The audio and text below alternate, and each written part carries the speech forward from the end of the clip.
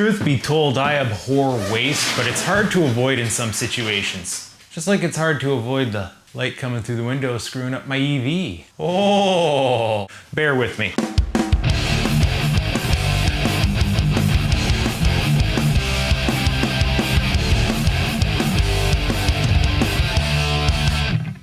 So this is the 14.3. This is what I need to do the rest of these receptacles. Unfortunately, the slack that's left is different lengths. So, now mind you, this alone might get half the thing done. We pretty much have no choice but to chop it all together like this.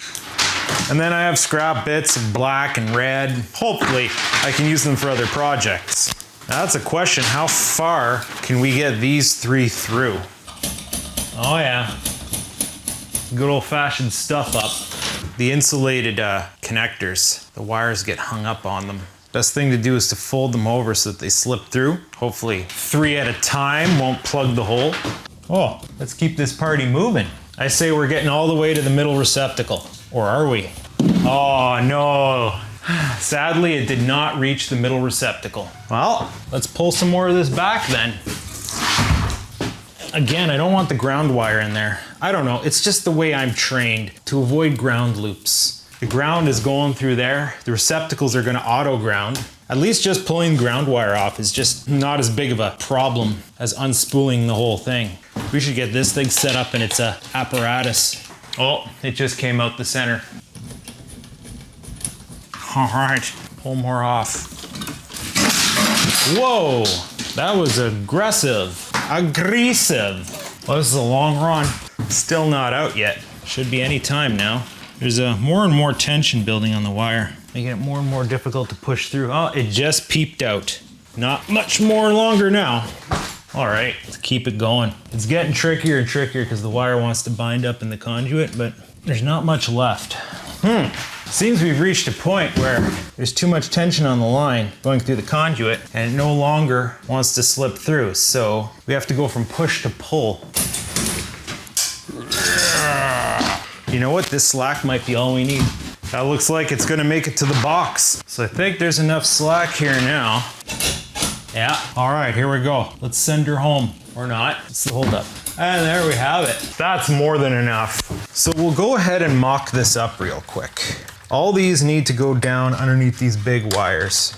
Getting a little twisted up. That's good like that. So these guys, or the red and black, they're gonna be connecting onto this breaker. The white is gonna go into the neutral bus, right there. So we'll cut off that bent bit. We'll give her a quick stripping. Again, there's no power on the neutral, so there's no harm in hooking this up. It's merely going to give you reference. Also maybe prevent wires from getting pulled back through, right? Good, that's the deck we're playing with here. This is actually kind of great. Having hooked up the power the way I have, now not only do I have all the light I need to make the rest of this install easy, and I can work further into the evening doing it, but the temperature dropped since I started working earlier. I've turned on the heat. It's actually getting kind of nice in here and it's only been on a few minutes. Now you're probably noticing I'm running a multicolored wire through there. I got not just the black and the white, but the black, the white, and the red. And if you have basic knowledge of home electrical, you're probably thinking, why the red? Well, I'm glad you asked, because I'm gonna be doing what's called a split circuit. Now, the way the split circuit works is, you got the two receptacles and they each have their own screw. You've probably noticed that. However, those screws are kind of linked together. You can break this link and actually hook up each of these receptacles independently in such a way you could technically run them off their own breaker, and a split circuit effectively does that. Now on the split receptacle, we keep the neutral link, but we break off the hot link. Just like that. You see? They're separated now. Imagine blue is the white wire. So these guys are still linked together, and then that's our white wire. And then what happens is our black wire goes to one pin and our red wire goes to the other. And then these each get attached to their own individual breaker. and they share a neutral. Just one of these is rated for 15 amps. When you do that, you have an effective 30 amp capacity out of one receptacle. That's gonna give you all the power you need for a workshop. So you might be thinking, well, if you got 15 amps on that wire and 15 amps on that wire, doesn't that mean you're gonna be pulling 30 amps out of the neutral? Well, no. Because they're connected together, what ends up happening is if you plug two things in, they end up running in series. 120 plus 120 equals 240. Between the two hots is 240. So effectively, if you say had a 60 watt light bulb here and a 60 watt light bulb here, the neutral wouldn't even really be working. The voltage would split evenly between the two light bulbs. But if you had a 100 watt here and a 40 watt here, well, you can't pull 100 watts through a 40 watt bulb. What's going to happen then is the additional 60 watts that the other bulb needs is going to pull off the neutral. The neutral just balances the circuit, but the current will flow continuously through both devices. That allows you to share a neutral and get all that capacity. The only trick is, in order to do this properly, you have to have the breakers on opposing phases. You could do this wrong and put like both of these on the same phase, and then if you did that, yeah, if you loaded these both up, you'd overload the neutral. You have to make sure they're on opposing phases. So basically, you got a black phase and you got a red phase. They're opposing of each other. So it's basically breakers that are right next to each other, just like these double breakers here. And that's the case of what we're going to be doing here. These two 15 amp breakers here are going to be for that circuit. They have to be right next to each other. Now, in most cases for a split circuit, you would have a double common trip breaker, but I don't want that. I want them to work independently. And I have seen electricians and other electrical installations that don't use a common trip breaker. They just put two breakers next to each other so that the circuits can run independently. You just have to make sure you put them right next to each other. If I move that, say, down one or this one up one, then that would be the wrong phase and you don't want that. That said, the tricky part is hooking up multiple plugs. Daisy chained. To the best of my knowledge and code, there's no reason why you can't have a continuous split circuit. The code book even draws an illustration of what they're expecting to see you how to hook it up. Now to make that easy, I needed a receptacle with double back wiring. Otherwise there's a lot of morettes involved. So you see, you could put two wires on one screw, and that's how double back wiring works. And that's what I need to make this work the way I need it to do. Because then I can have a red wire coming in and then a red wire going out to the next one. Meanwhile, neutral's easy. Not a lot of receptacles on the market support double back wiring. Pass Seymour Legrand does. Locally, you buy that at Lowe's, big box style. However, and it's funny because Levitins don't usually support double back wiring. If you buy a Levitin spec grade receptacle individually, it usually doesn't have double back wiring. Maybe the newer models do, and it's just still old models on our shelves where I am. Now, mind you, I found a 10 pack of these Levitin outputs, and they do support double back wiring, so that was perfect. Now, at Lowe's, I could have gotten a 10 pack of also Pass Seymours that have the double back wiring, and I know they have prong retention, the quality I like, but they're made in China. And this is where I start picking my battles. The Levitin standard receptacles like this, or even the spec grades, they're made in USA. And that's my pecking order. I always try to do that if I can. Made in Canada first. If it's not made in Canada, made in USA. If it's not made in USA, Mexico is an option. There's ones made in Mexico. The Pass Seymours might have been Mexican. Moving down the list, any other country other than China, you know how it is. I paid more for these. They were just a touch over 30 bucks for this pack. The Pass Seymours would have been 24, but I like the Levitins when it comes to spec grade. I like the flat surface, and they have pretty good prong retention. So now we get to start wiring on this. We have the correct amount of slack in the box. However, getting this to pull out might be tricky, having gone straight through. I might have considered looping them ahead of time. Resorting to previous methods of trickery, I don't even know if I need to do double back wiring. It's easy enough for me to score the wire, give it the little scrape and peel. This requires more technique because you don't want to cut into the copper itself. Doing things this way turned out to be easier than I expected. And the trick is to use the hook knife, right? Not many people take the hook knife seriously, but I prefer it over a standard utility knife. Oh, maybe that took a little bit longer. Make sure you break that contact. It would be a nice little explosion if you didn't. So now you just hook on. Hook the loops on. Can I get it underneath that plate? Would it allow me to do that? No, it won't. Wrap it around standard like. Twist it around. Hook it. Loop it. Secure that loop. I don't think any electrician worth his salt would do this just because it is a little bit more surgical. It does take a little bit more time, but I have the time. I enjoy doing this kind of thing. Well, that's another one down. And I give it a twist, and that kind of starts the wires folding. Give it a push, get those wires tucked in, line up those holes, make sure the screws are straight. Bottom one.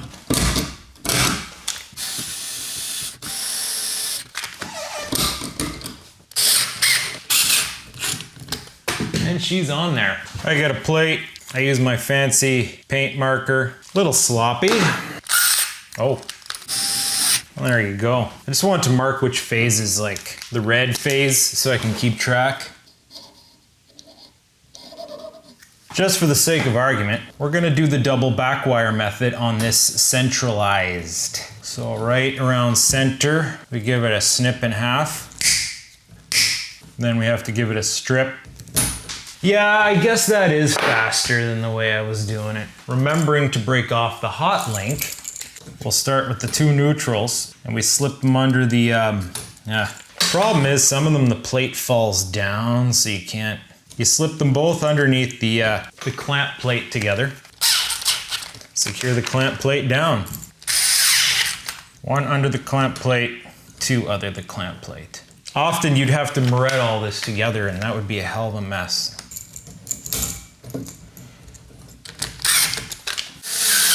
This one is the opposite. The top one turned out to be red. Now, one of the reasons why I'm doing it this way is I wanted some extra flexibility. This is going to be a workshop. I'm going to be running power tools in here. At any point in time, I might have an air compressor, a miter saw, drill press, a shop vac, and those four are for sure. And you might be using two at the same time. You know, a situation where you might have the air compressor plugged in and you're using the miter saw, and then the air compressor kicks in and pops the circuit. You know what I mean? Those are both heavy loads. Ideally, I wanted two circuits in here. And that would be pretty standard. But I didn't want to have the situation where there's like one on this side, one on that side. Therefore, if you need to isolate your loads, you absolutely have to plug one in on this side and the other in on this side. This way, I'm not going to have to worry about that. At any point in the shed, however I want to set it up, because remember, it's supposed to be modular. It's not big enough that I can set up stations and fixed positions. This is the kind of thing where I'm going to have to intentionally leave this empty and then set it up per project. I'm going to have a folding table that's going to tuck away, and then I'm going to pull it out when I need it and set it up how I need it. At any point in the shed, I have access to both of those circuits. I can have both the miter saw and the drill press over here, or I can have the air compressor plugged in underneath the table while I use something on top of the table. Ta-da-da. How loud is that rain coming down? The receptacles are all done hooked up now. But before we connect this to the breaker, we're going to do an impedance test. Remember, you had to break the tab off each one of those receptacles. What if you forgot one?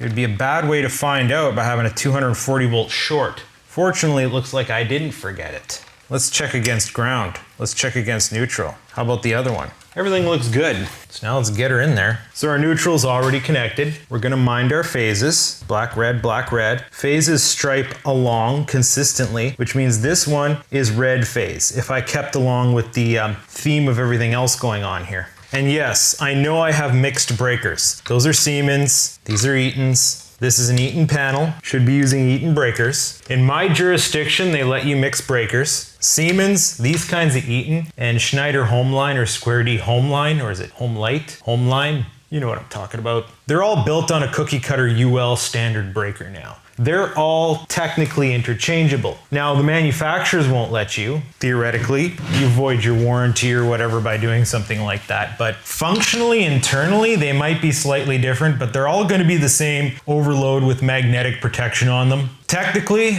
nothing could possibly go wrong with mixed breakers that wouldn't go wrong with the same breakers. Granted, if you have an Eaton panel and a Siemens breaker fails and your house burns down, well, you might not have any repercussions against Siemens or Eaton's or anyone else because you shouldn't have been doing that. I don't know what your insurance company would say about it. To the best of my knowledge in my jurisdiction, they let you mix them. This is all stuff I had left over. I had these left over from when I did the board in my house. Because I thought I was going to be installing this in the board in my house, I got this one. Also, the Siemens breakers were a bit cheaper in GFCI. These came with the board. These came with the board. That one I bought because I needed a 20. I don't want to buy any more breakers than I have to. So if he lets me use these, I'm going to use them. If the inspector wants me to change them, well, I'm going to have to change them, aren't I? I might have another Eaton because it's in my other panel. I had an Eaton breaker in my panel when it got inspected last. He didn't say anything, but who knows? Maybe he didn't look closely at every single breaker. So that's connected now. 1, 2. We should have power out of all the receptacles. As per the usual AC voltage test, this should be 120. It is. This should be 120. It is. Hot and ground should be 120. It is. Hot and ground should be 120. It is. Neutral and ground should be 0. Now, here's the funny part. If I go 1 hot, 2 hot, 240 volts. You could theoretically, in a pinch, hack 240 volts out of one of these. If you had a power tool like an air compressor is 240 volts and you had a split plug, you could probably put 2 plugs on it and get 240 volts that way. Just to make sure you know what you're doing. Great news. I left my receptacle tester out in the rain. I'm sure it'll be fine once it dries out. Plugging it in now would be asking for trouble. So for the first official testing, what more practical than to vacuum up our mess? And I should have no problem powering this thing in here now. Let's plug it in on the very opposing receptacle. We'll go into, what's the lighting on? Red, black, red. The lighting is technically on red phase.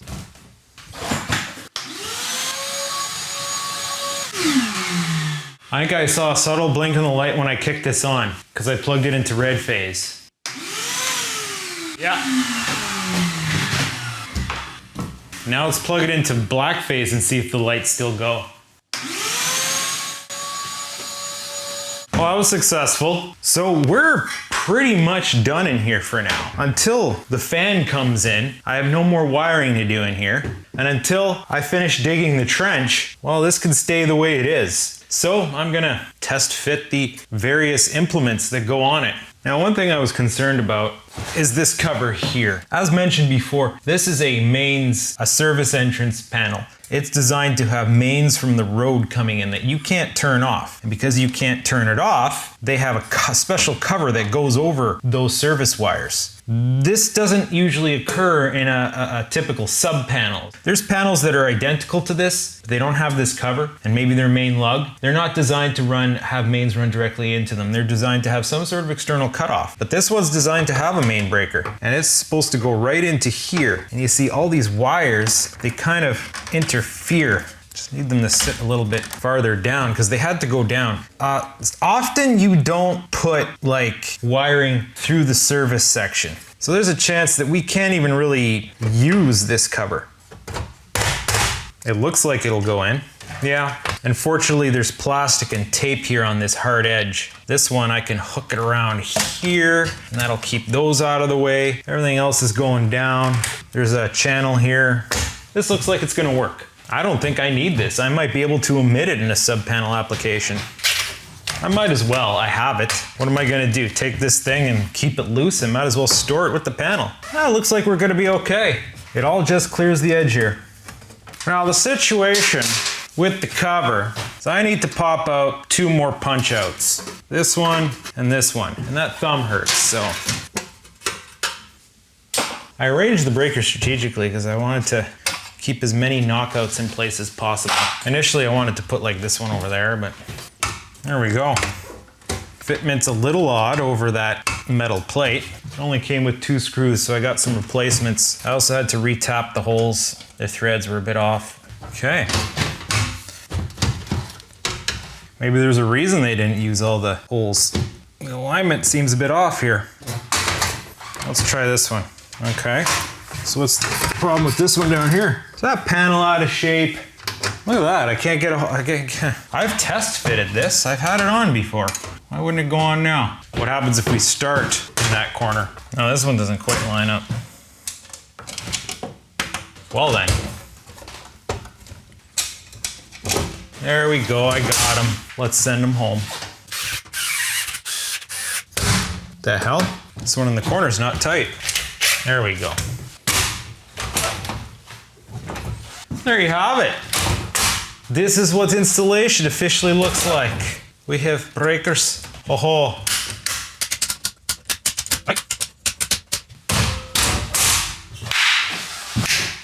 All done.